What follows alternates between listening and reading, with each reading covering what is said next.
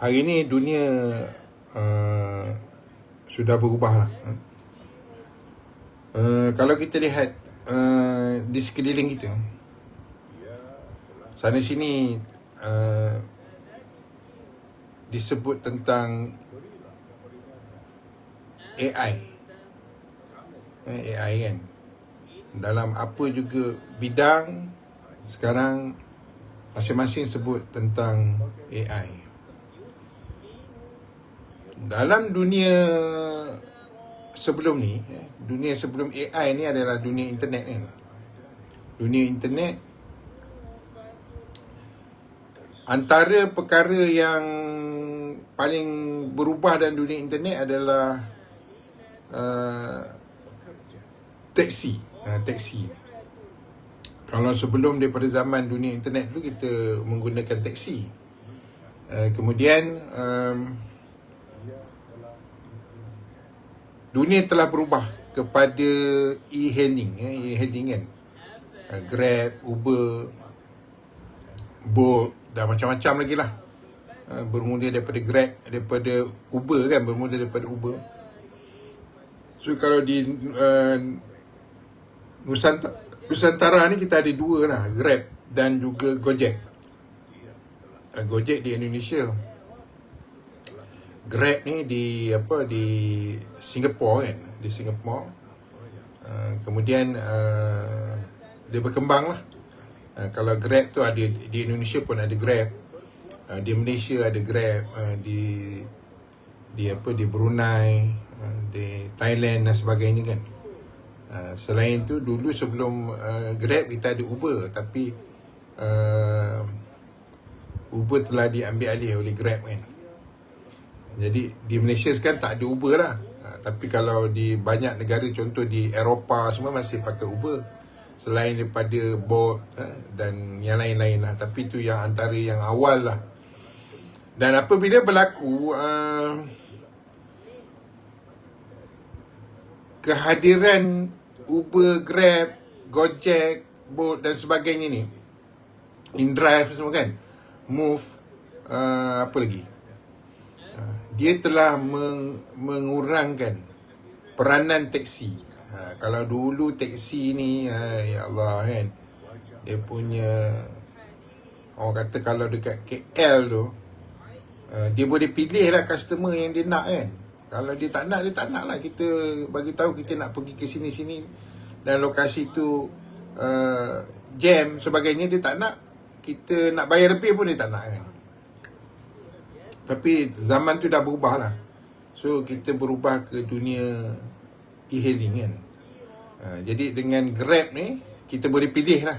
Guna apps kita boleh pilih, kita nak yang biasa ke, nak yang sederhana ke, yang mahal ke, yang premium kan, kita boleh pilih. So kita boleh pilih.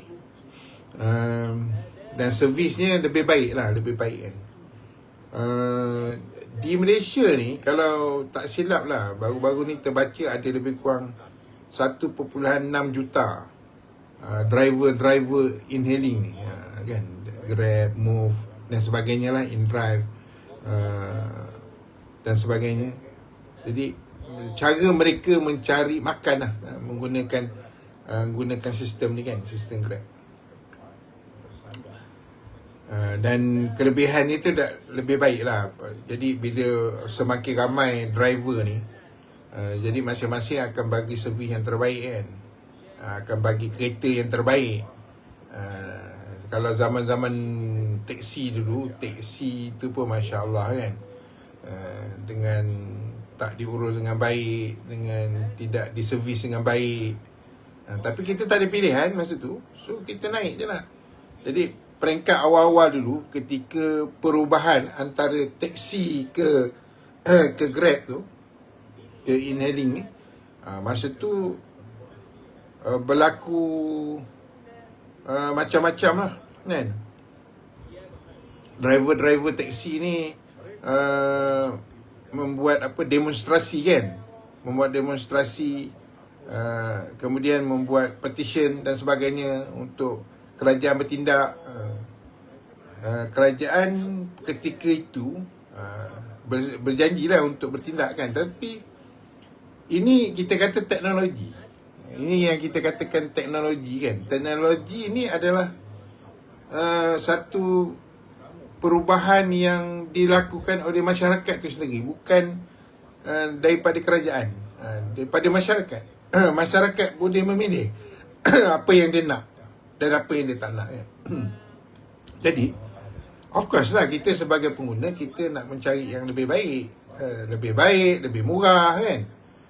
So pada yang ada duit, dia boleh memilih untuk yang ambil guna yang premium, yang lebih baik kan. Jadi lama kelamaan, teksi itu sendiri pun dia dah tak ada pilihan lagi. Dan ada di antaranya yang memberi pilihan menggunakan apps. So dan dia pun dah tak boleh cakap banyak macam dulu lah kan. So itu antara kebaikannya lah. So kita sebagai pengguna ni, kita ada pilihan kita sendiri. So sekarang ni, bila masuk dalam dunia AI ni, industri ni juga lah yang paling terkesan sekali kan. Industri teksi ni yang paling terkesan sekali. Dulu teksi, kemudian kita berubah kepada Grab. Ada 1.6 juta lebih kurang yang orang cari makan menggunakan Grab. Dan teknologi yang terbaru ni adalah robotaksi. Robotaksi, di mana teksi ni dia tak ada driver tau. So dah ada dekat US, dah ada dekat China kan. Dah banyak negara dah ada dah. Dan terbaru sekali di Singapura lah. Di Singapura, di mana kita buat booking, kemudian robotaksi ni akan datang. So kita akan masukkan kita punya kod kita. Bila kita dapat tu, kita dapat kod kita, dan kita masuk dalam kereta yang dihantar tu. Dan kereta tu akan bergerak sendiri tanpa driver menuju ke destinasi yang kita inginkan. Jadi of course lah, kereta tu ada owner dia kan. Ada owner dia. Jadi dia dah tak perlu driver dah. Jadi apa yang berlaku, apa yang akan berlaku, bagaimana dengan 1.6 juta pemandu Grab, pemandu Move, kan, pemandu iDrive, InDrive, pemandu Bolt dan sebagainya kan. Kerana dan teknologi ni akan sampai ke Malaysia. Bila dia dah sampai Singapura tu, dia akan sampai ke Malaysia lah. Dan dia akan memberi option lah kepada pengguna. So kereta yang lebih baik.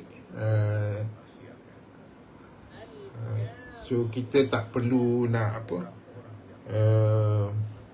berbual dengan driver kan.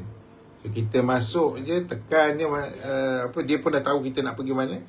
So kita masukkan kod dia, dan kita masuk, kita jalan. Itu perubahan yang bakal berlaku dan sudah berlaku di negara China, sudah berlaku di Amerika, sudah berlaku di Europe kan, dan banyak negara. Dan yang terkini sekali ada Singapura, dan coming soon, very soon will be Malaysia lah. Dia akan sampai ke Malaysia. Jadi itu antara perubahan yang paling drastik lah yang berlaku kan. Begitu juga dalam jadi bagaimana keadaan driver Grab, driver Bolt dan sebagainya kan, apabila robotaksi ni sampai ke Malaysia. Sudah pasti dia menjadi saingan lah pada mereka kan. Tapi itu dikatakan teknologi kan? Mana orang ada pilihan. Dia nak naik taksi ke, dia nak naik Grab ke, atau dia nak naik robotaksi. So dia ada pilihan kan. Dan ia menjadi satu cabaran lah kepada sebagaimana dulu kan, teksi bila Grab, bila Uber, Grab masuk, dia cabaran kepada pemandu teksi tersebut. Sama ada dia nak kekal sebagai pemandu teksi atau dia nak berubah. Dan sekarang ni bila robot teksi masuk, so cabaran pula kepada pemandu teksi, kepada pemandu Grab, pemandu Move, kepada pemandu e-hailing kan, e-hailing ni. Jadi keadaan ni akan berubah lah. So suka tak suka, perubahan tu akan berlaku. Perubahan tu akan berlaku. Dan kita sebagai pengguna ada kebebasan untuk memilih kita nak yang mana kan. Kita nak yang teksi ke, kita nak naik Grab ke, atau kita nak naik robot teksi. So kita ada pilihan. Jadi bila sebut teknologi, itulah dikatakan perubahan tu kan. Masa kita nak berubah tu, dia mengambil masa kan, mengambil masa 2, 3, 4 tahun untuk manusia tu adapt dengan teknologi baru tersebut. Penolakan tu akan berlaku. Tetapi bila kita dah faham, bila kita dah tengok kan, kita dah saksikan dengan mata pada kita orang-orang yang dah menggunakan teknologi tu, maka kita pun nak berubah, kita nak gunakan teknologi tersebut lah. Gunakan teknologi tersebut. Jadi itulah yang dikatakan perubahan kan. So zaman AI sekarang bukan hanya robot taksi, tetapi banyak lagi perubahan-perubahan yang mana dengan AI ni kita boleh lakukan pekerjaan tu dengan lebih cepat. Dengan cepat kan. Contohlah kalau dululah kita nak buat presentation kan, kita gunakan PowerPoint. So kita gunakan PowerPoint untuk kita buat presentation kita, untuk kita setting berjam-jam lah kan. Nak buat satu presentation mungkin nak buat 15-20 slide kan, mengambil masa berjam-jam. Tapi hari ni dengan AI, kita bagi satu prompt, dan dengan berapa minit saja dia boleh buat complete slide dengan desainnya, dengan gambarnya, dengan chartnya, dengan sebagainya, dengan lebih cantik lagi kan. Kalau ada kesilapan ke, kita boleh modify dengan cepat, dan kita boleh kita buat presentation lah. Yang paling penting kita punya prompt kita lah, arahan kita tu kena tepat lah, kena betul. Dan dia memang memudahkan kita kan. Itu kalau kita tengok daripada sudut presentation, slide kan. Dan begitu juga kalau kita tengok dalam industri dekat dunia ni. Contoh di Malaysia sendiri. Terima kasih pada bos yang bagi ni. Jangan lupa share link ni kepada sahabat-sahabat. Jadi kalau kita tengok, dunia ni memang sedang berubah, dan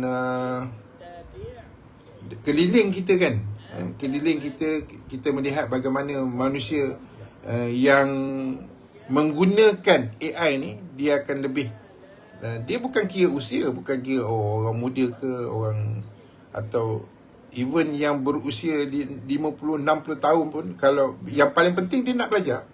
Bila dia nak belajar, so dia akan berada dalam trend terkini,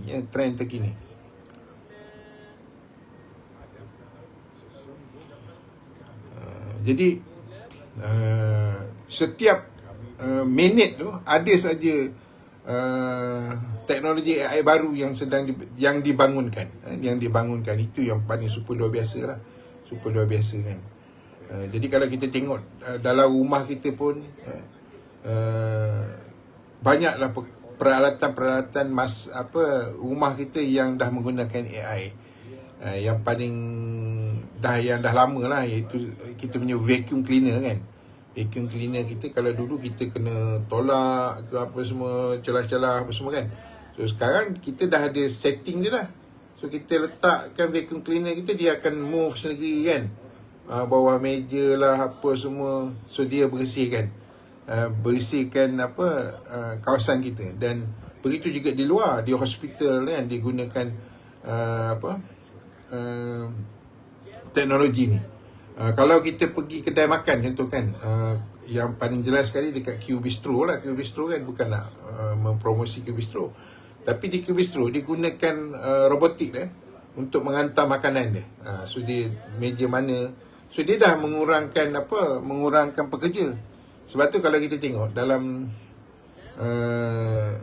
kebelakangan ni, memang banyak syarikat-syarikat yang memberhentikan pekerja mereka. Bukan kerana mereka kerugian, tapi mereka nak menjana pendapatan yang lebih tinggi lagi. Di mana mereka menggantikan pekerja-pekerja mereka dengan orang-orang yang ada kemahiran AI kan. Maknanya AI. Dan kalau dalam dunia sosial media pula, contoh kita kan, kalau bos-bos lah, kalian semua, tuan-tuan dan puan, biasa dalam sosial media kita nak buat copywriting, kita nak buat poster, buat dan sebagainya lah. So kita ada banyak lah, ChatGPT, Gemini lah, Cloud dan sebagainya yang boleh membantu kita. Jadi dia boleh, kita nak bentuk tulisannya bagaimana, nak yang panjang ke, yang sederhana ke, yang compact ke kan, yang tulisannya berseni ke apa semua.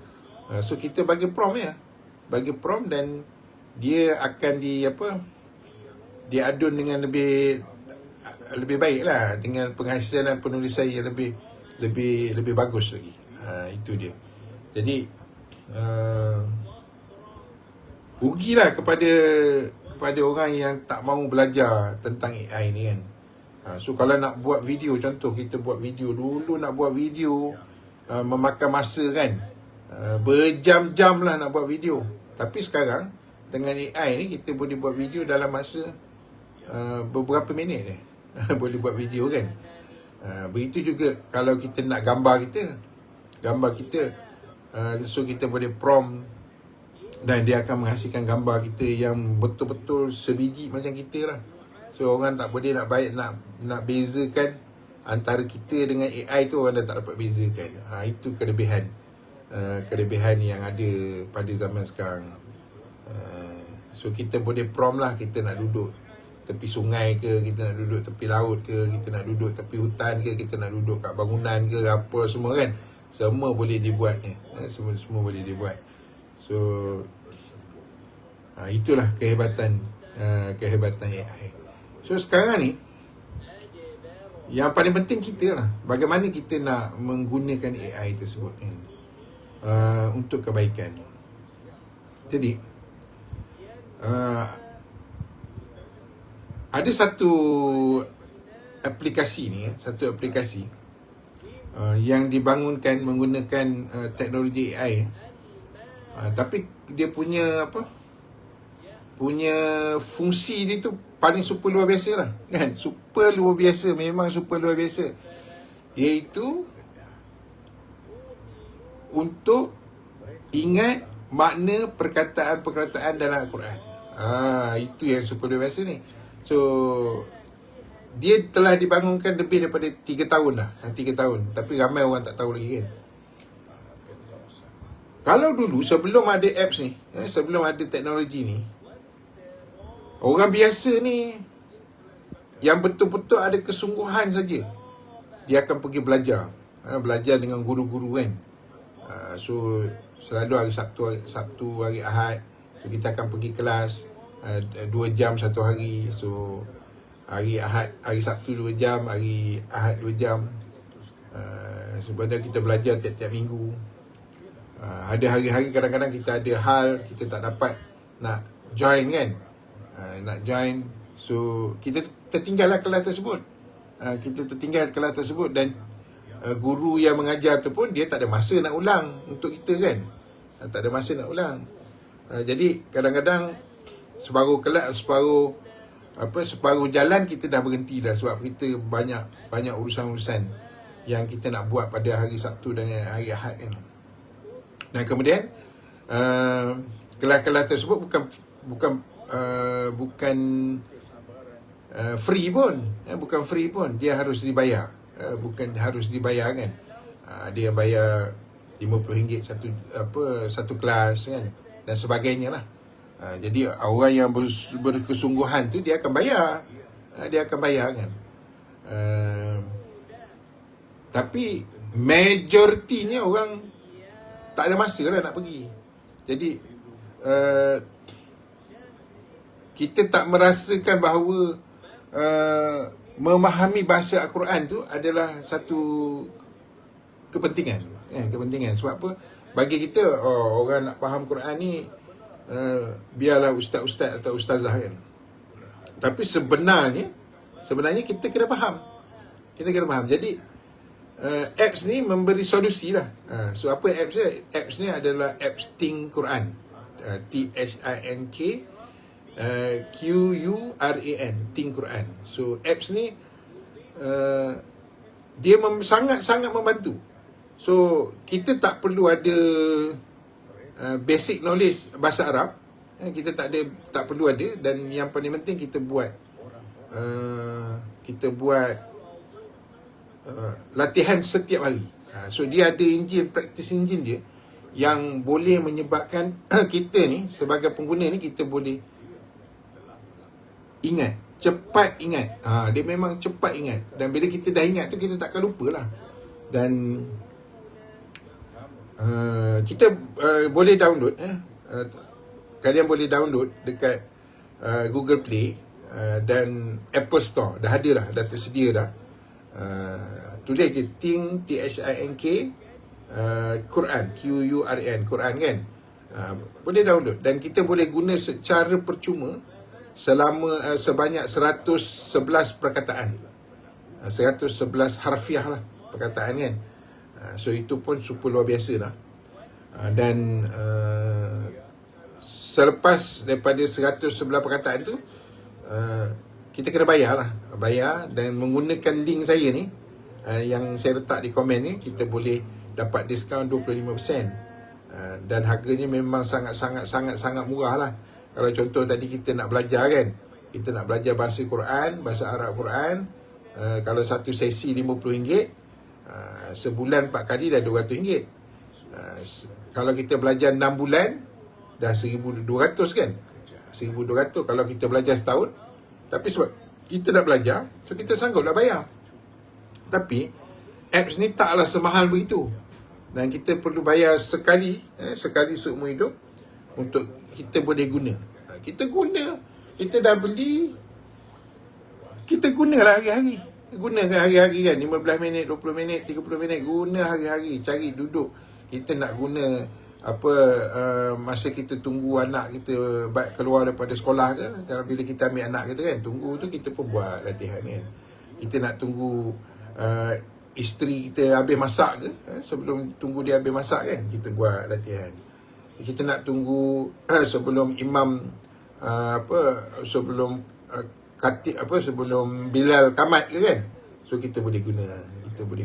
So kita boleh gunakan, kita boleh buat latih tubuh ni di mana saja, bila-bila masa saja.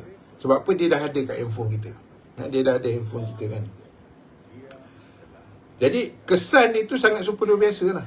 Sebab kita tahu Al-Quran ni dia penyelesai kepada semua masalah, petunjuk kepada semua kehidupan kita. Dan sebab itulah dia diturunkan melalui Nabi Muhammad SAW kan. Jadi selama ni kita membaca Al-Quran pun kita dah dapat kesannya. Tapi apatah lagi kalau bila kita memahami dengan cepat. Sebab dengan teknologi AI yang ada dalam apps ni, kita boleh ingat dengan cepat. Dan apatah lagi bila kita buat kerap, kita ulang selalu kan, dia jadi lebih cepat lah. Jadi ada sahabat-sahabat saya yang susah tidur malam kan. Jadi inilah solusi dia. Ini solusi dia. Ada yang anxiety, inilah solusi dia. Ada yang ada penyakit, inilah solusi dia. Ada yang apa saja masalah kehidupan kita, inilah solusi dia. Al-Quran adalah solusi dia. Al-Quran yang kita faham. So dalam Quran tu sendiri pun dia ada memberi tunjuk ajar kita tentang kesihatan dan sebagainya lah kan. Tu saya fokus tentang kesihatan. So dia ada memberi apa yang kita perlu makan, apa perlu kita elakkan dan sebagainya. Jadi dia sangat memberi kesan lah. Dan kepada anak-anak kan yang menghafal Quran kan, menghafal Quran tu pun dah super luar biasa. Apatah lagi bila dia menghafal dan faham bahasa Quran tersebut, dan dia akan memberi impak pada ingatan dia, dan juga pada pembelajaran pada ilmu-ilmu yang lain, kan. Jadi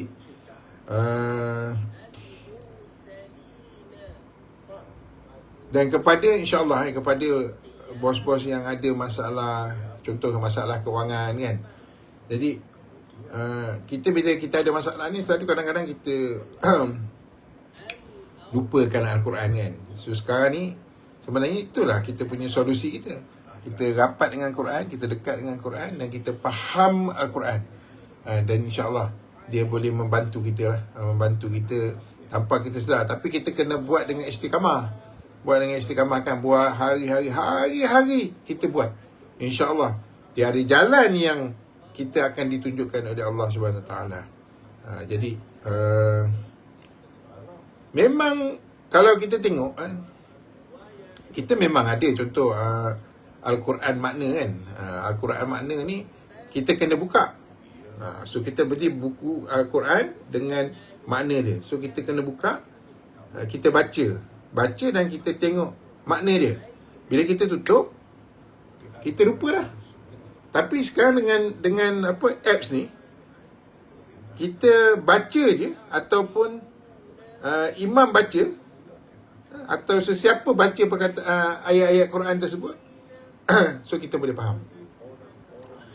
Contohnya wah maksudnya dan, kul katakanlah, allazi yang kan, suduri dada-dada, dan banyak lagi lah perkataan-perkataan yang Madinah, kota kan, kota ababil, ababil kan, berbondong-bondong, bukan burung ababil. So kita selama ni kita salah sangka kan, kita ababil, burung ababil. Sebenarnya dia tak ada burung ababil. Ababil tu maksudnya berbondong-bondong. Dan banyak lagi lah perkataan-perkataan yang kita akan insya-Allah kita boleh faham apabila kita menggunakan apps ni. Jadi pembangunan apps ni terus berjalan kan. So sekarang kita dah ada 9 bahasa lah. Kita dah ada 9 bahasa. Bahasa Melayu, bahasa Indonesia, bahasa Inggeris, bahasa Turki, bahasa Thailand, bahasa Khmer, bahasa Cina, bahasa Malayalam, bahasa Urdu, yang kita dah ada sekarang. So banyak lagi, insyaAllah akan ada bahasa-bahasa lain lagi yang akan dimasukkan di dalam apps ni. Kalau kita tengok contoh Duolingo kan, Duolingo ada lebih kurang 20 lebih bahasa. So tapi dia dah berapa belas tahun dah. Kita Quran ni baru lagi 3 tahun. Baru 3 tahun. Dia kalau dalam bentuk apps tu betul-betul baru nak masuk 2 tahun lah. So mereka awal dulu mula-mula digunakan web base. Lepas tu daripada tahun 2024 so kita dah masukkan dalam Google Play dan Apple Store. Dan kalau dulu kita fokus pada 1000 perkataan. So sekarang kita dah ada 1000 perkataan tu. Yang paling kerap berulang dalam Quran. Kemudian kita ada surah-surah, surah An-Nas, surah Al-Falaq, surah yang pendek-pendek kan, juz amal lah, dan juga dengan surah-surah pilihan, Yasin, Al-Mulk, Waqi'ah, Al-Kahfi kan. So kita gunakan apps tu lah. Jadi hari-hari kita boleh kita boleh buat latihan tubi tu untuk kita memahami bahasa, dan kemudian bila kita memandu tu kita boleh tekan memorize dia akan ulang perkataan-perkataan yang kita sudah belajar tu dengan makna dia sekali. Jadi bila kita dah hari-hari kita dengar, insya-Allah kita boleh fahamlah makna. So bila kita mengaji tu memang seronok lah sebab kita faham kan. Dan paling seronok sekali kita sudah memahami bahasa-bahasa ayat-ayat dalam bacaan solat kita. So solat kita akan lebih khusyuk lagi. So bila kita khusyuk dalam solat kita akan banyak perubahan-perubahan dalam diri kita yang akan berlaku kan. So kita akan lebih, akhlak kita akan lebih baik lagi, percakapan kita akan lebih baik lagi, tindakan kita, kesabaran kita, kalau dulu kita ni cepat marah kan. So insyaAllah bila kita dah menggunakan apps Think Quran ni, insyaAllah kita boleh kawal diri kita kan, jadi itu antara kelebihan-kelebihan yang kita ada. Of course lah, dia takkan menjadi dalam masa 1-2 hari. So kita kena buat kan, sampai dia menjadi sebahagian daripada diri kita. InsyaAllah dia akan ada perubahan dan pada diri kita. Jadi memang dalam dunia AI ni kan, yang sangat cepat dia punya perubahan dia, macam saya cakap tadi lah, taksi jadi e-hailing, kemudian jadi robot taksi, itu perubahan dia. Dan banyak lagi perkara-perkara yang sedang berubah di dunia ni. Banyak perkara-perkara yang tidak yang mustahil dulu, sekarang dah tak mustahil dah. Dan antaranya itulah, dulu mustahil untuk kita ni, orang biasa ni macam kita kan, untuk memahami bahasa Al-Quran. So dengan menggunakan teknologi AI ni, dah tak ada yang mustahil. So kita dah boleh faham bahasa Al-Quran kan. Jadi ambil peluang kan, untuk kita mengubah diri kita, mengubah cara kita kan, mengubah budaya kita. Apabila kita faham je bahasa Quran ni, kita insya-Allah kita bukan nak bukan nak kata kita nak jadi orang alim, tak. Tetapi kita nak jadi orang yang memahami kata-kata Allah kan. Allah dalam Quran tu 30 juzuk tu, itu adalah perkataan-perkataan Allah tu. Jadi kalau kita membaca Al-Quran tanpa memahami pun, alhamdulillah, syukur, bukan tak boleh kan. Tetapi lebih baik lagi apabila kita membaca dengan betul, tajwid yang betul, dan memahami perkataan-perkataan tersebut, dan kita akan dapat nikmat dia yang super luar biasa. Ini yang kita nak terima kasih lah pada teknologi AI kan, yang membangunkan apps ni. Jadi kepada kalian yang belum lagi mendownload, so boleh download Think Quran, THINK, Think QURAN, Quran, di Google Play ataupun di Apple Store. Boleh download, dan kemudian boleh guna link saya. Link saya ada di ruangan komen tu, untuk dapat diskaun 25%. Ataupun boleh guna kalau nak, sebab tu nanti dia tanya tau, apa bila kita download tu dia akan tanya apa discount code. So guna Denai Hati, DENAISATI, Denai Hati. Ataupun adalah di ruang komen yang saya letakkan tu, untuk kita dapatkan diskaun 25%. Jadi kita keluarkan duit sedikit untuk kita dapat dia punya kenikmat dia, kehebatan dia, menggunakan apps ni.